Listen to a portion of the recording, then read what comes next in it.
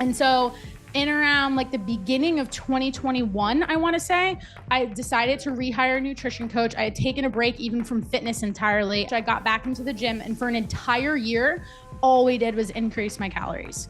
Mostly because I was very all over the place with my food intake. In trying to launch this current business that I have today, I would go through days where I could never understand how people were like this before, but I wouldn't eat for hours, and I'd skip meals because I'd be heads down on my computer trying to, do sales calls back to back with client meetings, whatever, you name it, you get it. Mm-hmm. And my intake was just super sporadic. Hunger would become an emergency. So some days it could look like 1,400 calories. And then I'd get to the end of the day and feel like I was essentially on the verge of wanting to binge eat because I was so hungry. Other days I'd hit more like 2,000 calories, give or take. And I couldn't really get consistent with that. So for me, step one in working with that coach again was learning how to find the right amount of calories that was doable to the point where I could be adherent and compliant to that actual process. Forget the end result. And then fast forward a year, we finally decided it made sense to diet. I had a friend's wedding that I was traveling out of the country for, and I was like, this could be a good goal for me. It was the first time in my life that weight actually came off as fast as I ever wanted it to. Let's link up with Krysta on The Fix. She's a wellness coach with a focus on mental well-being and physical strength.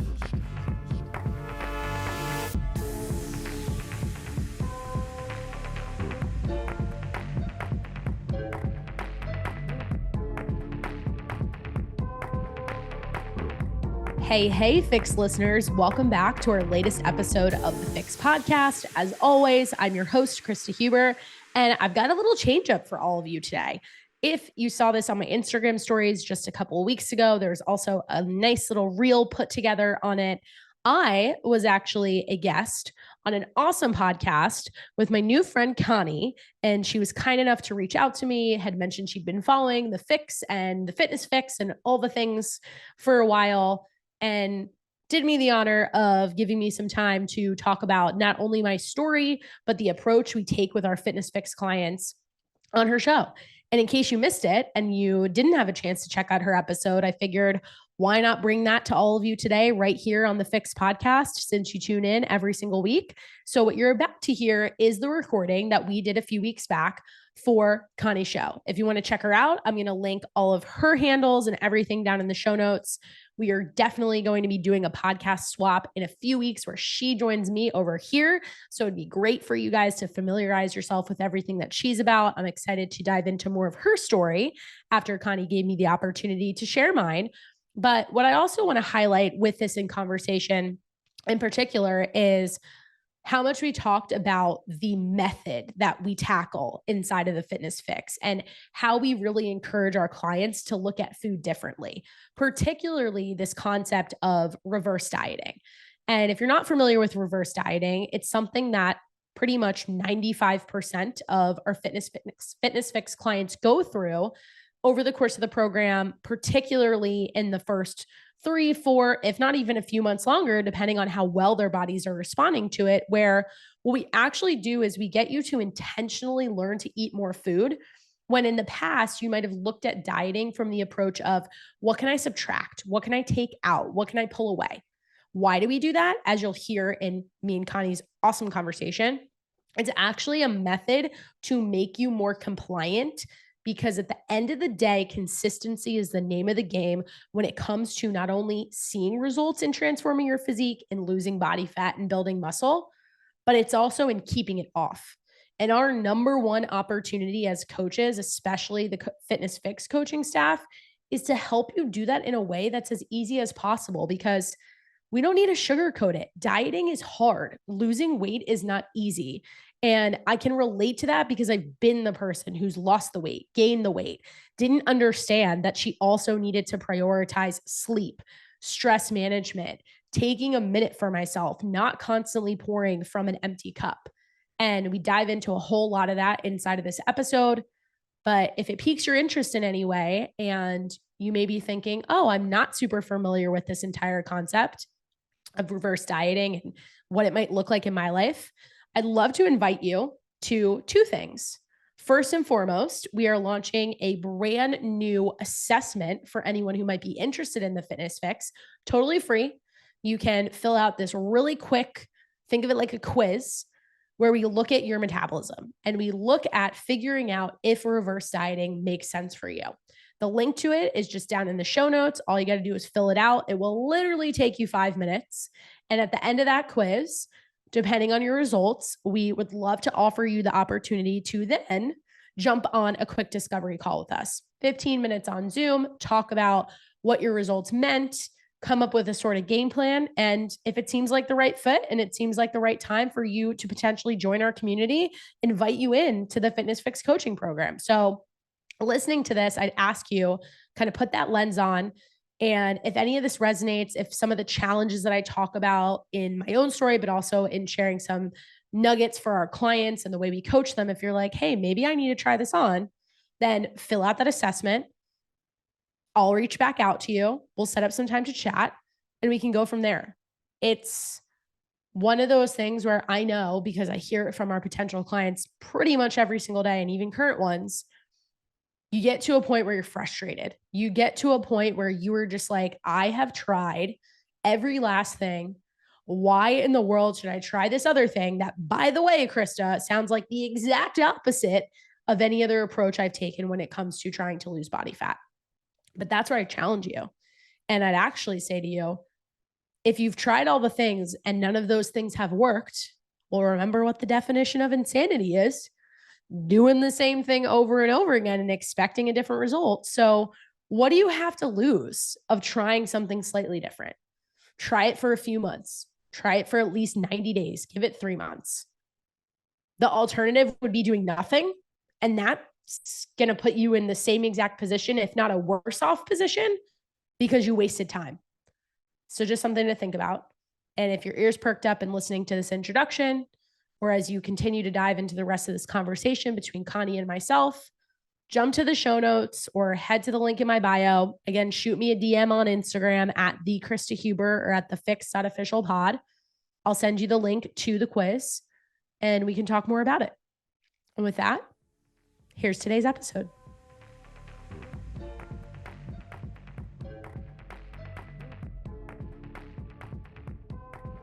All right, Krysta, super excited to have you on the show. I've been following you for quite some time. You say a lot of things that are near and dear to my heart. I'm sure that all the people that listen to me, if they went and followed you, they'd be like, oh, okay, here it is. So I'm really excited to have you here because we're going to dive into hopefully all the things, but all things dieting, all things fitness, all things misinformation, you name it. We're probably going to crawl all over the topic today. So welcome to the show. Thank you. Thank you so much for having me. I really appreciate it. It's not often that I get to be on the other side and be the one being interviewed. So I'm very excited and I appreciate the opportunity. That's always a fun thing. I don't know why, because, you know, usually as podcasters, we're coming up with topics and all these things. And sometimes it's nice to have somebody drag things out of us. And then we're like, oh, sweet. Yeah, I like that. Totally. For sure. So who are you? What do you do? What got you going in the direction that you're going and got you into the health and fitness space? Okay, so loaded set of questions to get us started. And like we were saying pre-recording, we could probably go on and on just on this part of my journey and how I got here, but I'll give you the Cliff Notes version. I was your typical millennial who post-graduating from college, I never did anything with fitness. It was purely a side hustle. I went into a finance job. I was sitting behind a desk and I hated it. I couldn't sit still. It was not for me. I felt like I wasn't getting enough interaction with other people. But a through line of my entire story as young as like 17 years old was that I always had some sort of group fitness instructor position. So in college, I did it as like a work study. And it was a way to make a little extra cash. I taught a class that now I would laugh if I would encourage anyone to do this to get any kind of body comp results. But it was a fun workout. It just, you know, depends on the goals. It was called Piloxing, which is Pilates mixed with kickboxing. Very interesting. I know you can ask me about that if you want. But basically I was going to college in Virginia. I'm originally from New Jersey. I eventually from Virginia moved to Charlotte, North Carolina. And when I was living in Charlotte, I thought, I don't have a lot of friends in this city. I'm working in finance. I was in kind of a cohort of other people who were my age and had just graduated college at the time. As a way to kind of make friends, that was one avenue. But another for me was I wanted to find a community when it came to fitness. And so just naturally by exploring different gyms, I was very into the boutique fitness space, just given that background and always teaching group fitness. I eventually would transition from being a client at various gyms into an instructor. And the one that kind of catapulted my career to go all in on fitness was with a company called Burn Boot Camp. I was initially a client there in one of their Charlotte locations. The owners I was working out with at the time asked me to come train with them. Eventually, they opened another location. They asked me to run it. Fast forward about a year and a half and a lot of personal changes later that we can certainly get into too, because it's relevant to my story. I decided that I was, no pun intended, burnt out from that position. And I also realized for most of my clients and myself, the working out piece, we had that covered. What we didn't have a handle on was our nutrition.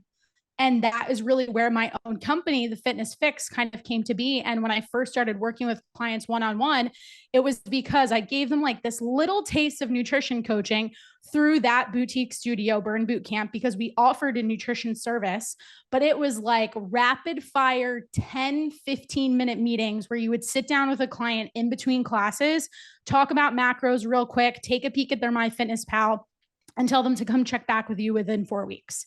I myself had an experience in working there and working out there as a client with a coach that was way more in depth than that because I hired somebody outside of it through an online coaching space. And I just saw amazing results. People started coming up to me and they're like, "You're doing the same workout as us. Why do you look different?"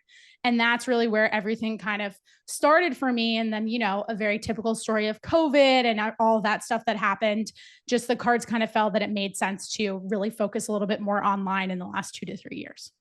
Okay, so we could go down so many spaces just with this, and so we'll kind of piggyback on some of the things you had to say. But I love that you brought up that you were doing the fitness, but the nutrition portion was missing, and I find that is a huge pandemic in and of itself in the current fitness space, because people are going to work out and they're doing the workouts and like, well, then I don't see the results. And it's because it's all encompassing, and it's all encompassing so huge. And I'm sure you can elaborate on this. It's not just nutrition. It's not just fitness. It's stress. It's all of these other things. It's lifestyle factors. It's your relationships. It's your environment. Like you could even have, per se, the fitness and nutrition right. But if your fitness and nutrition is right and you're only sleeping 2 hours and you're running like crazy, you're not going to probably see results. You might at first, but down the road, it's going to come back and bite you as well. Yeah. And that last bit was my story. So I really thought I had a very good understanding of nutrition, and, different ages, different stages in your life brings different sets of problems and priorities. And I always joke with my clients today, what I could get away with at 22, I can't get away with at 30 years old. And that just changes as you age. And it's not to say, oh, somebody's old, but it's just, we're here for longevity. And you need to understand how all of those other factors that you mentioned, you said the big 2 S's for me, sleep and stress, I was not prioritizing those in the very early part of my own fitness journey where I added nutrition into the mix. And I just felt like, looking back on it, I could get away with it for some time. That some time turned out to be about a year. And what I now see today with a lot of my clients is that, just like you said, it is kind of a pandemic in and of itself, because they'll join a boutique fitness concept. They'll see really good results for maybe about 6 weeks. And then all of a sudden they get really stuck. And I think that one of the big reasons why people are getting stuck is because if you think about who those classes are marketed to, it's a type of workout that is better for someone who is very well recovered and not constantly on the go. And yet that's not who it's attracting. So that right therein lies the biggest issue with it. It doesn't mean that it's not for people. And I want to be super clear on this, because every time I have this conversation, even with clients, there's a lot of, but what about this? What about that? It's very specific to your goals and your environment, your personal life, all these other factors that we're describing.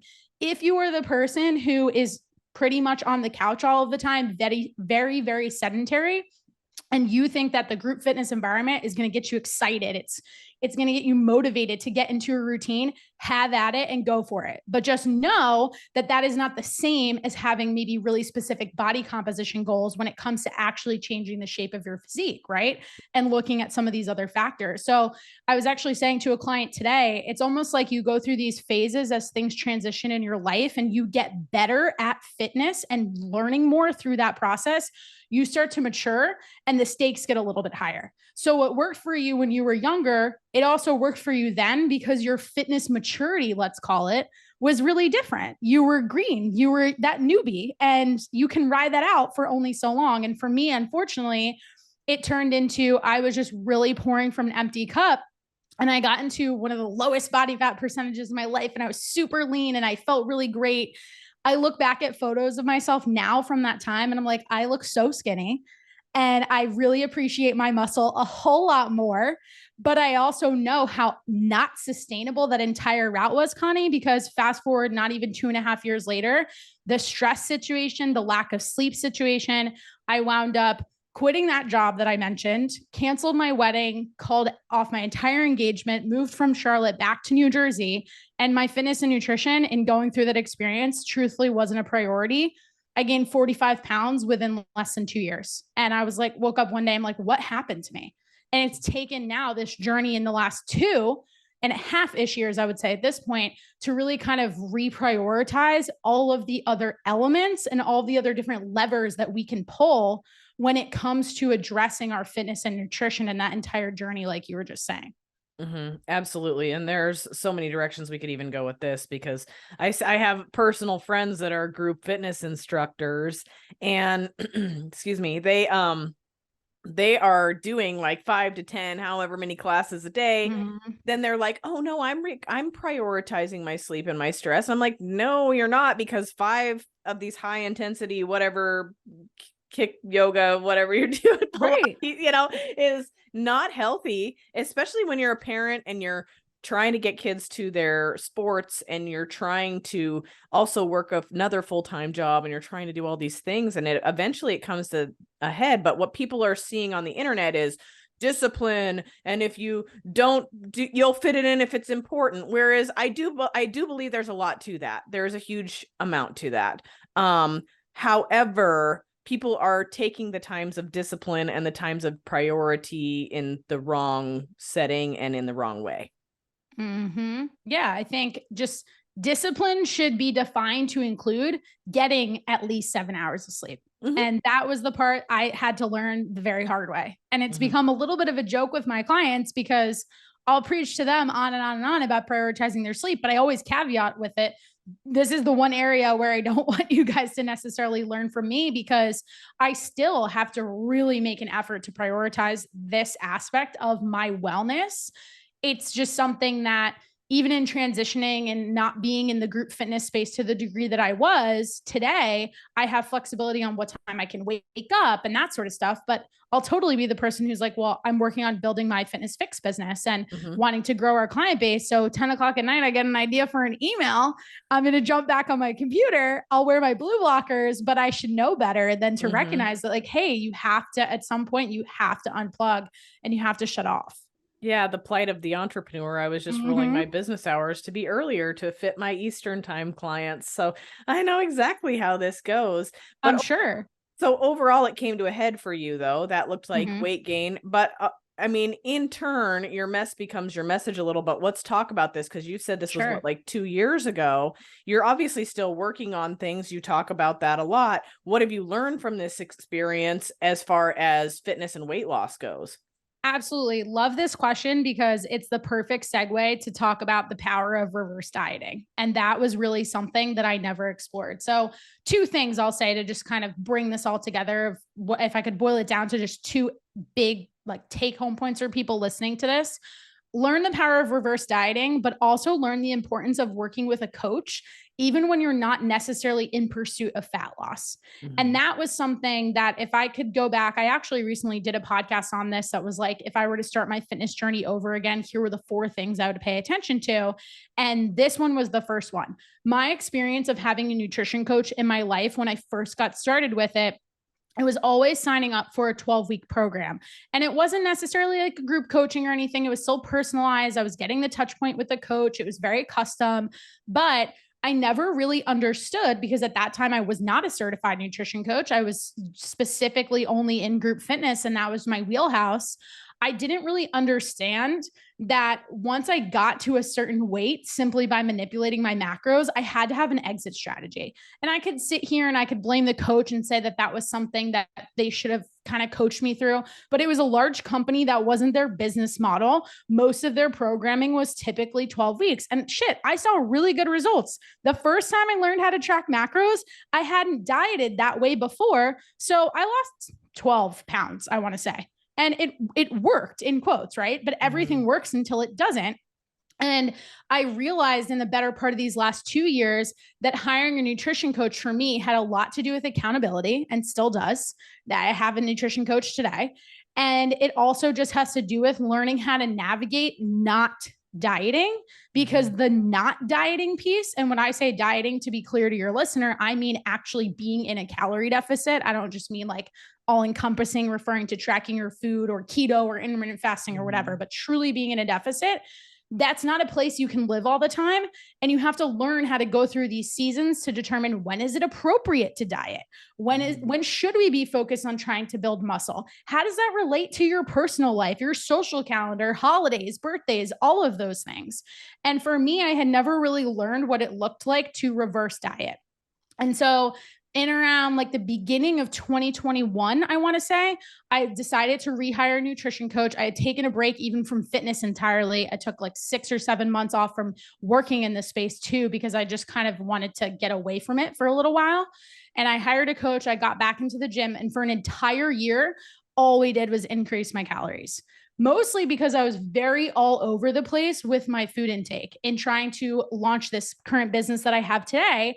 I would go through days where I could never understand how people were like this before, but I wouldn't eat for hours, and I'd skip meals because I'd be heads down on my computer trying to, do sales calls back to back with client meetings, whatever, you name it, you get it.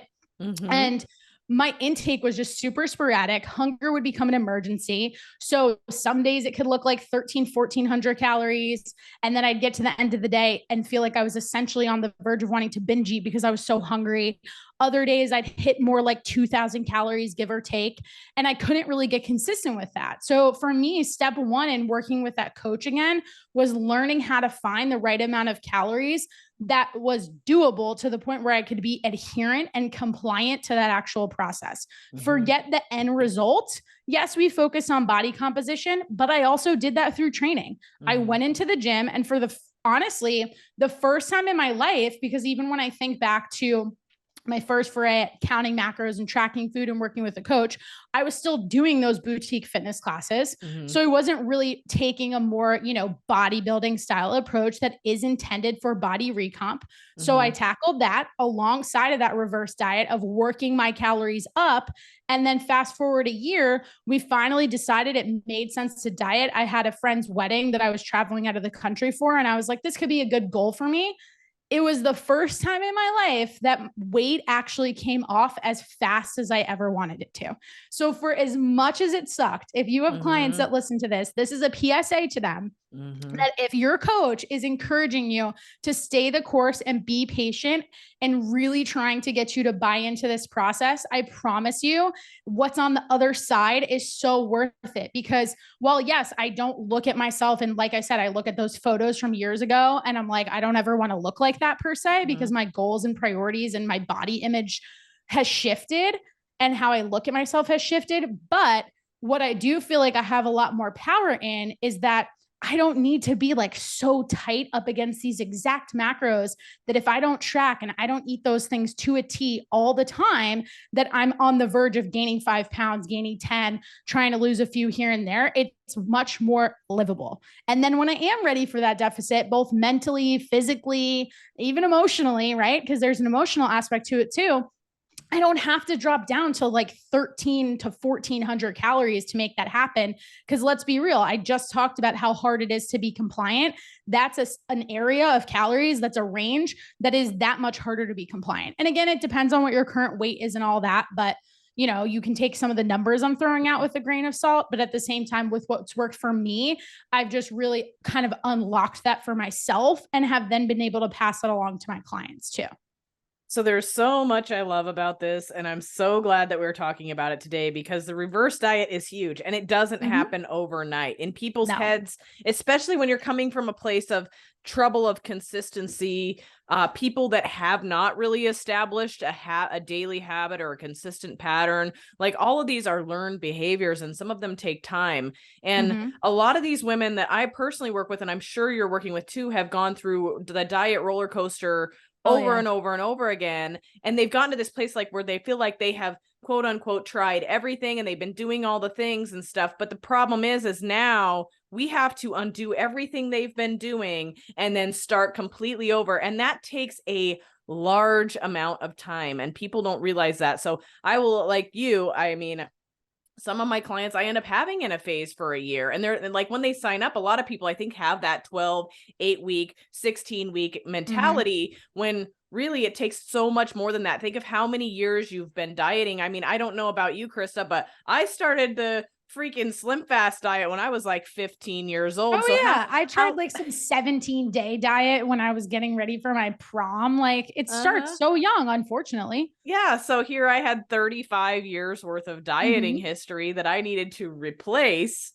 with good habits and reverse dieting. And people somehow anticipate that's going to happen overnight. And the consistent part of it's not there. So it takes more and more time. And they're like, well, when am I going to lose weight? I hired you to help me lose weight. And it's like, well, please be patient, because amazing things are going to happen. And I just to give you, the listeners, in case they haven't heard or don't know, a piece of my story, I was in bodybuilding for a long time. I cut to single digit body fat. I was a figure competitor. My very last show, I was peeled out of my mind. I think every vein in my body showed. And like you, I look back on that now and I'm like, oh, I look sick, it grosses me out. But it took me 3 solid years of reverse dieting myself and taking really good care of my body, because my metabolism was tanked. So now people see me eating 3,000 calories or losing weight if I miss a meal, which blows my mind. Never in a million years would I think that I would be there. Losing weight if I miss a meal, and they're like, well, must be nice. But they don't realize that a lot of work got put into the backside of that to arrive at this place where now if I actually wanted to get lean, it probably wouldn't be very hard to me. I'd probably be dieting at like 2,500 calories because I've trained my metabolism to act that way. Right. And why we're saying it's not hard, I think this is the important point to emphasize for people, is because if you actually take a second, and by a second, I mean, let's call it 7 to 10 days, to track your food intake, even on the weekend when you're going out to eat, 2,500 calories, just not intentionally, is a very realistic number of what you may be consuming on a daily basis. And you don't know that if you don't track your food. So the reason why we're saying that the dieting phase would then not be that hard is because from a perspective of being able to be consistent and to actually follow the protocol, that number is way more attractive than trying to restrict yourself to say even 1,700 calories. And trust me, I have clients that diet on 1,700 calories. They're newer to the game. They don't have the 3-year runway like you just described for yourself, right? They also might not have nearly as much muscle as somebody like yourself does. So that's going to be another factor. But what I always remind my clients, and I've had this conversation even a few times today, is the physique you really desire is not going to come out of one reverse diet, one calorie deficit phase, and then exiting that and going into maintenance or even back into reverse. You probably need to go through that at least 2 to 3 times. And that's also not factoring in some of the other reference points we were providing in talking about the biofeedback around sleep, stress, all that sort of stuff. Absolutely. It's such a huge thing. And like, I like that you brought up the amount of muscle. Like there's a huge, I mean, I'm 149 pounds as of this morning. Oops. There's another one of those, whoops, miss a meal, you're in trouble. But I'm 133 pounds of lean mass. Like I am amazing. Like good for you. I'm a brick, and my brick requires a lot of food. And there's also a big difference on your caloric intake, people are like, oh, must be nice to eat 3,000 calories a day. But when that's 210 grams of protein, it's not nice anymore, you know? So there's a give and take to everything. There's a give and take to nutrition. There's a give and take to the phases of dieting. And like you just said, there's going to be times to push and there's going to be times to pull back. And you can't just chronically stay in this deficit all of the time and continue to see results. Yeah. And I also think what you just mentioned about not chronically staying in a deficit is another good point to address, because there are people, depending on your body composition, like take somebody who's the polar opposite of yourself, of what you described. And let's say they're also really just a naturally smaller person. I have clients that are 110, maybe even 112 pounds. But the cool part for them is they came into me eating about 1,200 calories, and math is math, science is science. We could sit here and argue that that actually is a realistic amount of energy expenditure for that person, and therefore calorie intake. Like, it's kind of aligned. Like, we don't want to poo-poo 1,200 calories all the time. Right. But again, we live in a world where food is abundant. You have so much access to it. So from an adherence perspective, even that smaller person is likely not truly consuming those 1,200 calories. So how do those people ultimately win? Well, if we can get that person who is 110 pounds consuming more like 2,000 calories, well, guess what? Now we take them into a deficit, and that deficit is 1,700 calories, which that's amazing for them. And they're like, I'm never going back. Like, they have found so much freedom in the fact that they can now really be more thoughtful about the food choices they're making, yet still have some flexibility too. But what you said about protein is huge. Like, when I tell my clients where my calories are at, I'm eating 2,400 calories a day, but it's 175 grams of protein. When you're sitting there telling me you can barely get 130, like, don't compare what that journey is going to look like, right? Because we still have some work to do, and we can get you there, but it just takes time, and that's okay. You have to remember at the end of the day that however you plan on getting to that goal, you're committing to doing that for life. So if you don't like that, then you're completely defeating the purpose. Like, it doesn't matter how fast you get there if the entire time you hate it, you're white knuckling it, whatever, because that was the method and the approach we took to get you from point A to point B. So if you're really stuck on the fact that, like, I don't know if I could do this for forever, we need to completely have a brand new conversation and reevaluate how you're thinking about this. You nailed it. And I say the same exact thing. Actually, I just have a new client, and she's telling me how she binge ate all weekend long sugar, and we're talking her fasting insulin's through the roof. She's pre-diabetic at this point. And she's like, yeah, I binge ate all weekend, but she's like, I decided this is what I want to do. I want to do the AIP diet. And why did she pick that? Because she wants to get her inflammation down. And I was like, okay. I was like, but I don't want this to be the last supper mentality. Let me explain some things to you about this. You already have not been eating clean. Right. So you're eating whatever, like she told me she ate a whole bunch of like ice cream and a whole thing of like Oreos and like all these things. I'm like, you haven't even cleaned up your basic diet. So why do we need to go to the other extreme in order to take care of it? You're probably, if you start getting enough protein, eliminate some of the sugar consumption, take things from 10 grams of protein a day to 130 protein a day, you're probably going to be right off the bat doing a whole lot better than you are. So I said, I don't want to encourage these binge eating mentalities or this I can't wait till it's over mentality by going from one extreme to the other. Right. There's a ton of low hanging fruit in between with what you referenced and saying she has a lot that she can already adjust and clean up. And what people really don't recognize until they actually live it and start to experience it for at least 4 to 6 weeks is if you can address your protein intake, you're going to start to feel fuller. If you start to feel fuller, what's the domino effect? Those binges may be less likely to happen because you're not as hungry. Your hunger doesn't feel like an emergency. Your insulin isn't, your glucose levels are not spiking up and down so much throughout the day. And therefore, if you want to attack the root cause of the behavior you're trying to change, you might need to do it that's not in a way that's not even apparent to you, because look at what her reaction was, right? Like her first thought was, oh, let me go to this complete opposite end of the spectrum, which I only encourage an AIP diet when somebody is facing an autoimmune issue or they have like some serious gut health stuff going on. And we've tried everything else before we've gotten to that point. I'm even talking in the world of gut health too. The first question I ask people is, do you eat standing up and do you eat fast? Because if they can't tell me that they're good at sitting down, not eating distracted, actually chewing their food, that's the low hanging fruit to address before we talk about, okay, let's go low FODMAP. Let's try AIP. Let's remove gluten, dairy, however you want to approach that. Okay, so let's talk about the other end of the spectrum, because we do live in a social media world, and I have seen you talk about this, but it is also in the boutique fitness, not just boutique fitness, but because we're talking about it, that's what I'm going to bring up. You have things like CrossFit and group fitness and all these things. Many people become obsessed with these things, and they begin to do it every day. They do this really super sympathetic, dominant exercise. They check that box. They go to their stressful job. We brought up stress. They're counting macros meticulously. MyFitnessPal says I need to eat 1,400 calories. So I've been doing that.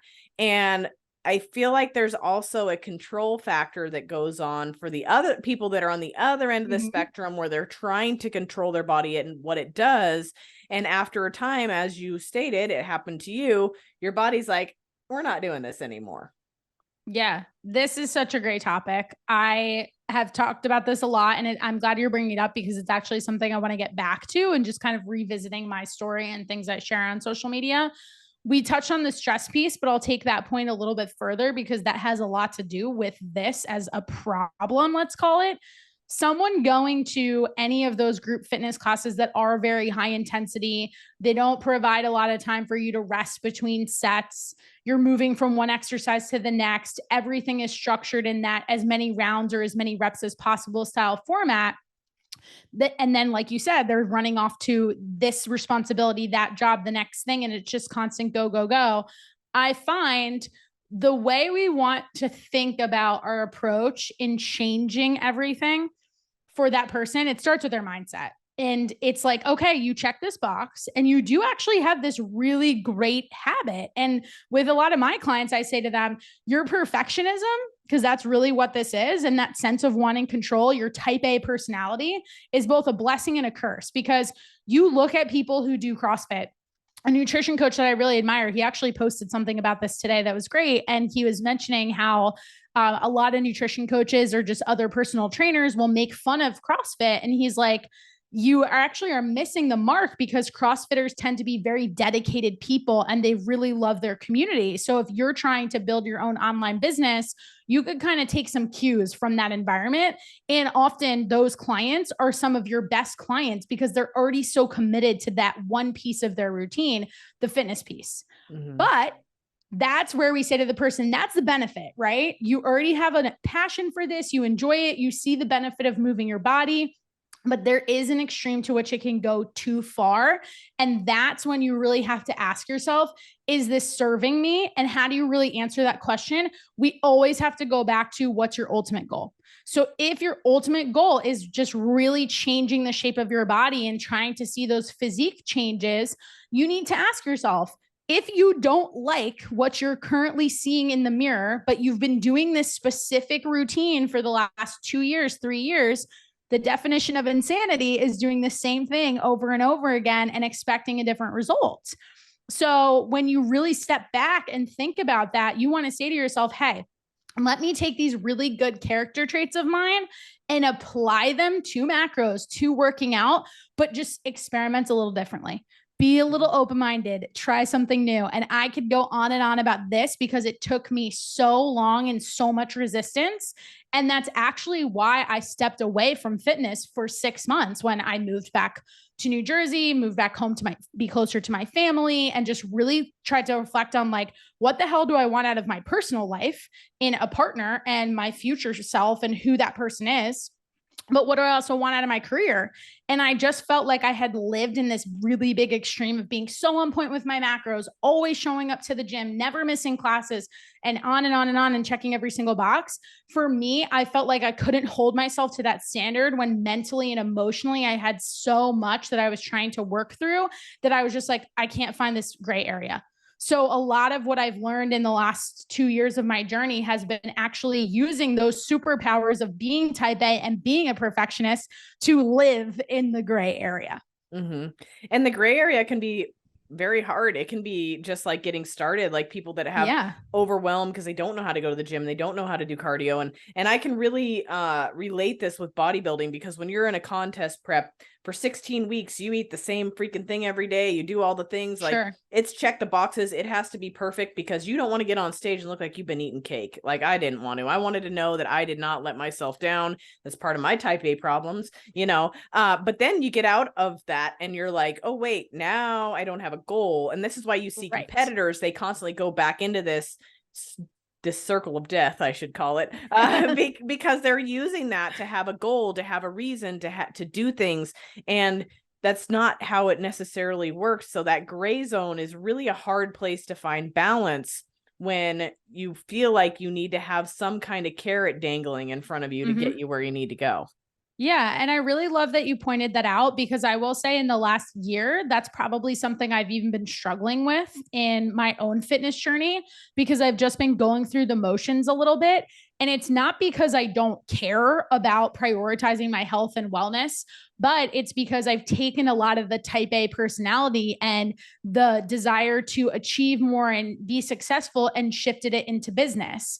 And what I've really wanted to try to find for myself is like, I hate using the word balance because it doesn't exist to me. Like it never will. You talk to your clients or parents, like we're not going to like paint a picture of everything in rose colored glasses. That's just not how it works. But it's really trying to ask yourself, okay, like you've taken that goal oriented side of your brain and shifted it towards setting up all these goals for growing your team, having a certain number of clients, building your podcast, building your brand, whatever it is.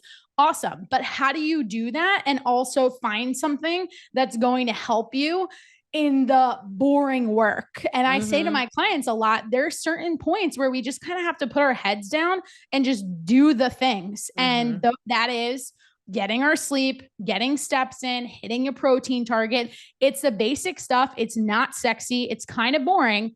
But here's where this all ties back to the end goal that you want whenever you figure out what that end goal is. Let's just say it is fat loss, and maybe you don't have the timeline. Like that's been my thing. I haven't really had this timeline that I'm trying to hold myself to be like, well, yeah, I'd really like to lose a little bit of body fat and I'd like to do it by this date. Like I didn't have some sort of event coming or a trip where I was kind of like, I really want to feel my absolute best by that point. And I've had this conversation with my nutrition coach, and we just got to the point 2 weeks ago, summer ended. And I said to him, I'm like, okay, we need to like come up with a goal together, because I don't really know where to go with this. And I feel like I just need a timeline, because otherwise I'm feeling a little bit like blah about the whole thing. Because I know what to do, but it's like the difference between going into the gym and actually pushing yourself to failure on all of your sets, or adding weight to whatever reps and exercises you're doing, versus just kind of like checking the box of actually showing up and working out. But to elaborate on that, and I can see how you feel about this, but I feel like so many people get stuck on an end goal that they skip the middle steps and they just try to get to the end goal rather than fully embracing the day-to-day things and doing a good job. Like there's a big difference between training and doing a workout and getting through a workout. Like, I mean, you and I can both go do 10 leg extensions, for example. We might do them very differently. Like say maybe I'm in a hurry and I just want to get the hell out. And so I put it on, 10 pounds and I do 10 legs extensions times 3 sets. I check the box. I got it done. I got out. That is going to get me closer to a date or whatever it might be, but is it actually going to get me closer to the look that I want by that date by just going through the motions? So I feel like sometimes we get too stuck on an end goal or a date or whatever it may be, instead of waking up in the morning and being like, hey, I should actually do a really great job with my numbers today. I should go to the gym and I won't skip any sets. I'll see how hard I can push myself through this set. And then the following set, let's see what we can do. And really embracing those day-to-day moments, because ultimately those manifest so much bigger than just getting to that end goal. Right.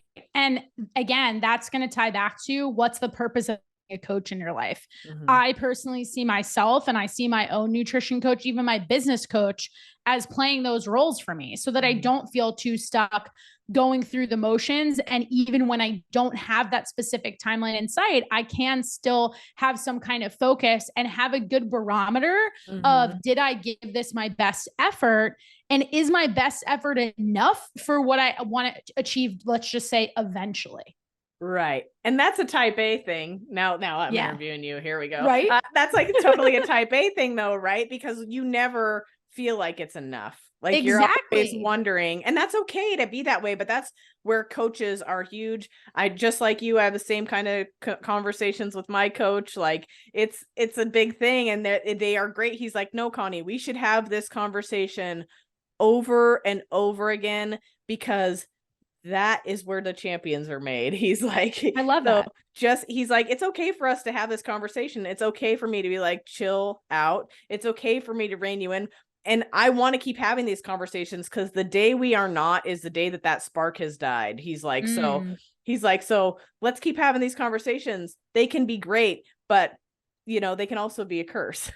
Yeah, totally. That's powerful. And you're right that from his seat as the coach, that's a good litmus test for him to know, like, are you really in it? And I think that is a good reminder to anybody who does currently have a coach, whether it's one of your clients or one of my clients who's listening to this or someone considering having a coach.